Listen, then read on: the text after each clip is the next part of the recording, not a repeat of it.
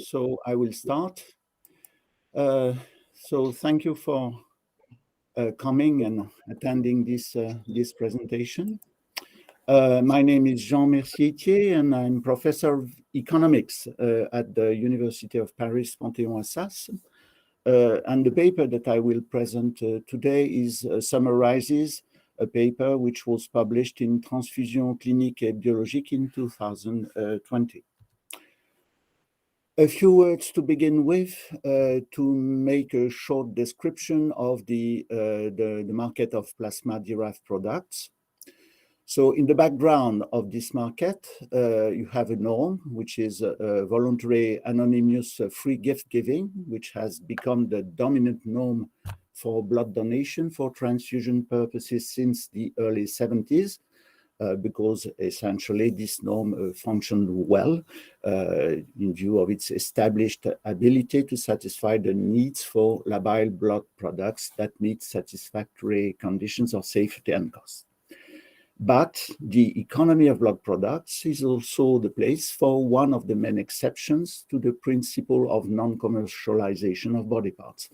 And so in this paper, I emphasize the fact that there exists a genuine international plasma market, which provides the raw materials for the production of blood protein products by pharmaceutical industries. The recent years have seen a considerable strengthening of the massive and globalized features of this market. Let me recall briefly, to begin with, two basic facts. One fact is technological. Human plasma may be fractionated into three large families of blood-derived medicines, the so-called plasma-derived pharmaceutical products, which are immunoglobulins, albumin, and coagulation factors. The second fact is economic. Immunoglobulins have been, since the late 1980s, and are still presently by far, the main driver of the spectacular growth of the demand of the pharmaceutical industry for fractionation plasma. The graph that you can see here plots the evolution of the global demand for immunoglobulins since 1984, over a period of 30 years or so. The upward movement in this demand begins in the late 80s, and then demand proceeds at a sustained pace with some acceleration from the late 2000s. The demand has multiplied by 7 over a quarter century, from an estimated world demand of about 20 tons in the early 90s to some 140 tons in 2014. The growth still proceeds on a sustained pace. At least it was so before the sanitary crisis, that is until 2019. This pace was about 6 to 8% a year, according to the Marketing Research Bureau. A few words on the fractionation industry. The fractionation industry generated about $20 billion in sales on a global scale by the mid-2010. It's highly concentrated and currently dominated by 4 large international companies. You can see the name here: Baxter, CSL Behring, Grifols, Octapharma. A small number of national historical public sector operators, such as the LFB in France, or non-profit sector operators, such as Sanquin in the Netherlands, still maintain significant market positions in Europe. A singular characteristic of the industry technology is its dependence on its main raw material, which is fractionation plasma, of course. The production of each batch of plasma protein products requires the consumption of a large number of plasma donations, from 10,000 to 50,000 in some cases, thus representing several thousand liters in volume. This dependence is notably reflected in the very large share of plasma in the industry production costs. Plasma accounts for from 20 to 40 or even 45% of the production costs in the fractionation industry, depending on the origin of the utilized plasma, whereas raw materials account for only 10% of the production costs of the pharmaceutical industries on average. This dependence is on this particular raw material, which is fractionation plasma. This dependence is also reflected in the large volumes of plasma consumed by fractionators. For instance, 42 to 45 million liters at a global level in 2014, 52 billion liters in 2016. The industry's demand for fractionation plasma generates a large international market of fractionation plasma, almost exclusively fed by exports of apheresis plasma from the USA. Plasma is, to the best of my knowledge, the only part of the human body that is presently fully integrated into the industrial and market processes of the globalized economy. There are a few identified markets of this type, such as, for instance, Iran's kidney market, which is a regulated market of kidney grafts provided by living donors, but they are of modest dimension, both in terms of their geographic extension and in terms of the quantities exchanged. A fortiori, they are never integrated into a process of mass manufacturing as fractionation plasma is. This market, the market of fractionation plasma, is contested, notably in the USA, where it has taken its full dimension. The central criticism is ethical, actually, and this ethical criticism bears on the concentration of collection on vulnerable populations, notably characterized by poverty. The polemical character of the market constrains us to make a special effort of semantic precision before any description. I will therefore first explain why the vocabulary of gift-giving and compensation is improper in the case of remunerated plasmapheresis. Then I will give some orders of magnitude relative to the volumes of remunerated plasma donations drawn from the statistics provided by the fractionation industry. So semantic first. The typical duration of a plasmapheresis session is 1 hour and a half. The monetary compensation usually paid by the USA's plasmapheresis centers, so paid to the donors, the plasma donors, by the mid-2010 was $35. Compared to the former duration, this payment corresponds to an hourly compensation of about $23, slightly larger than the USA's average hourly wage, which was about $22 in 2016. Skinner and some others reported an average frequency of 15 plasmapheresis per donor per year in the specialized centers of the USA. So these data render an image of a population of regular donors who use this activity to get an extra income, which is quite modest actually, of about $525 per year on average, based this income on an hourly remuneration equal to or slightly larger than the average wage rate, and therefore much larger than the minimum hourly wage rate, which varied from $7 to $9 in the USA in 2016. This set of practices actually characterizes a sale. This is my semantic point. The right word is not gift or gift giving, it's sale. It characterizes a sale at a selling price aligned on the normal, that is average wage rates of the USA's labor market. Nissen, Ruenzi, and a few others describe identical practices in Germany.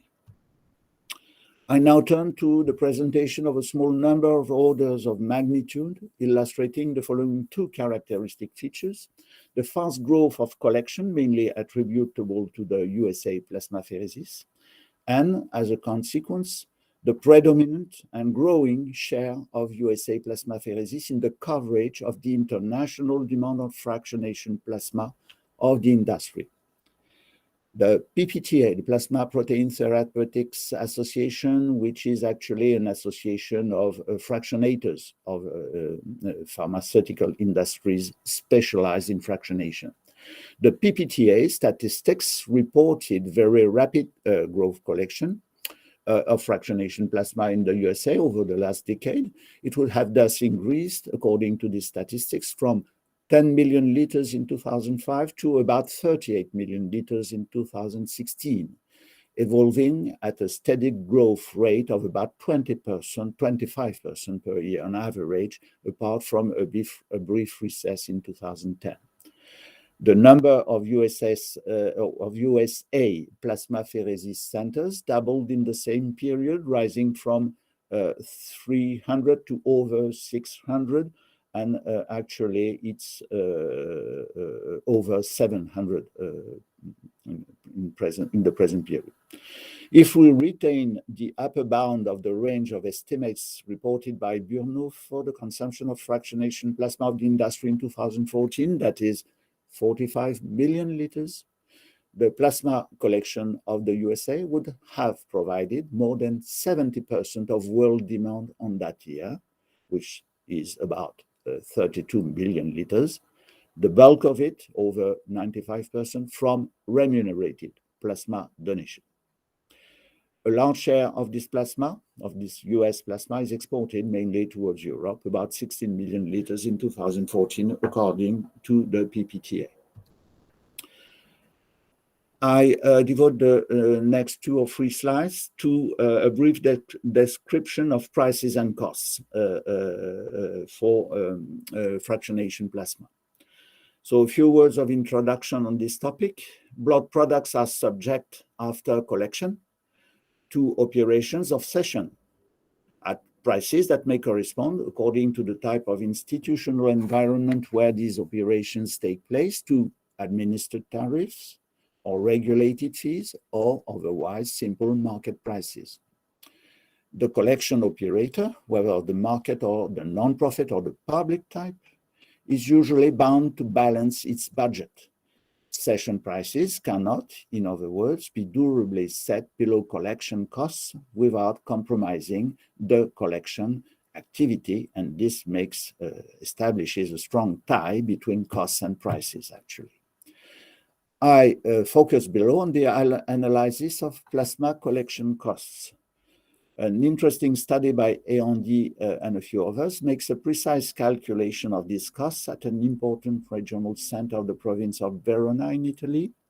For your information, in the Italian organization, blood donation, including plasma donation, is not remunerated, and the production of plasma-derived medicines is performed by the national private fractionator, whose name is Kedrion. The cost per liter estimated by these authors was 113 euros for the plasma recovered from whole blood donations, and it was much higher, 276 euros for apheresis plasma. These orders of magnitude can be compared to the estimation of the cost price of plasmapheresis performed by the Établissement Français du Sang, so in France, on the occasion of the aborted implementation attempt of a self-sufficient French fractionation industry by the end of the 2000s. This cost was estimated at that time at 2,055 euros per liter. The French or Italian costs are much higher than the average cost of the USA plasmapheresis, which is presently estimated at about $150, that is about 130 euros at the usual exchange rate. These very large differences in cost efficiency between the Italian and French plasmapheresis on the one hand and the USA, and also to a lesser extent the German plasmapheresis on the other hand, is mainly attributable to differences in the rate of utilization of collection rooms, equipment, and staff. A table of an author cited in the paper, Farrugia and Scaramuccia, thus reports, for example, an average number of uses per machine and per day of about 1 in Italy and above 6 in the USA. six uses per machine and per day. This means that the machines actually are used from the beginning to the end of the day, since, remember, a plasmapheresis session lasts 1.5 hours. To sum up, the collection cost of the plasma recovered from whole blood donation is about 100 euros per liter, about. And the cost of plasmapheresis, the other type of the other way of collecting plasmapheresis, ranges from 130 euros in the USA to 250 euros in France and Italy, depending by and large, depending notably on the rate of utilization of collection equipments. The market conditions strongly evolved since 2010. I recalled above that the increasing demand for immunoglobulins currently puts strong pressure, or actually put strong pressure till before the sanitary crisis, on the international resources in fractionation plasma. A press article reported, for example, a spot price of the liter of US fractionation plasma around $500, which corresponds about roughly to 430 euros. And the price of session of fractionation plasma to CSL Behring in Australia was set at about 400 Australian dollars, corresponding to about, again, 250 euros at the current exchange rate. So this was in 2000, this price was published in 2018. Obviously enough, such price levels are compatible with a revival of non-remunerated plasmapheresis, even in the present conditions of low cost efficiency of France or Italy. These facts suggest that the international prices of fractionation plasma could reach levels compatible with the development of non-remunerated plasmapheresis. The latter notably suppose, from an institutional point of view, the development of fractionation contracts negotiated between the collection organization, which is usually a non-profit in the case of non-remunerated donation, and a national fractionator, which can be, according to the case, a private firm, and this is the case for CSL Behring, for instance, in Australia, or Kedrion in Italy, or Grifols in Spain. It can be also a public firm, and this is the case of the LFB of France, or a non-profit firm, Sanquin in the Netherlands. The session price is then a regulated tariff set by the government. The economy of blood products combines, in other words, two types of functioning: a principal functioning of a market economy centered on the utilization of plasma resources stemming mainly from remunerated plasmapheresis, and a secondary functioning of an administered economy built on contract fractionation centered on the utilization of plasma resources stemming mainly from non-remunerated plasma donation. The industrial operators are the same on both segments. Complementary relations link the two segments based on the type of prudential reasons detailed by Faroujian Scaramuccia and also by Hodgko and Roberts. In addition to the concerns of securing procurement that underlie the self-sufficiency objectives of national states, these prudential reasons also include the concerns of the fractionators.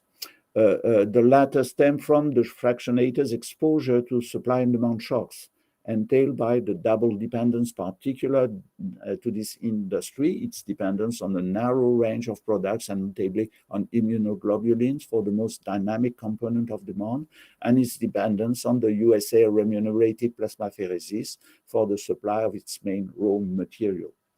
The above cited authors particularly stressed the latter aspects, which I showed became much more salient in recent years. One of the major benefits that the fractionators can expect from the development of contract fractionation in the present context is the diversification of the sources of plasma supply. Such diversification would reduce their exposure to the risk of shock either sanitary or regulatory or political, which may affect notably the USA plasmapheresis submitted to FDA control and to criticism by national and international public opinion. My last slide, the recent evolution or evolutions of the plasma market, and notably the strong evolutions that have affected the price of fractionation plasma on the one hand, and the supply of the USA remunerated plasmapheresis on the other hand, thus create, in my opinion, favorable conditions for a rebalancing, at least a partial rebalancing. The latter would consist, at least partly, of an increase in the supply of non-remunerated plasmapheresis, supported by fractionation contracts that would set session prices high enough to cover collection costs, even in unfavorable cost efficiency conditions, such as, for example, the Australian price of about 400 Australian dollars that I cited above. It must be noted, nevertheless, as a qualification, that the reasons above also support the international development of remunerated plasmapheresis, and the latter is ongoing actually in several countries, such as in the European Union, Germany, Austria, the Czech Republic, or Hungary, and outside Europe in Iran and in China, among others. It seems, therefore, that the best that can be expected from such a rebalancing in the long run is the implementation of self-sufficient solutions for the production of plasma-derived products in the countries which have made the choice of free blood donation. Here is the list of references of the paper. I'm done. Thank you for your attention.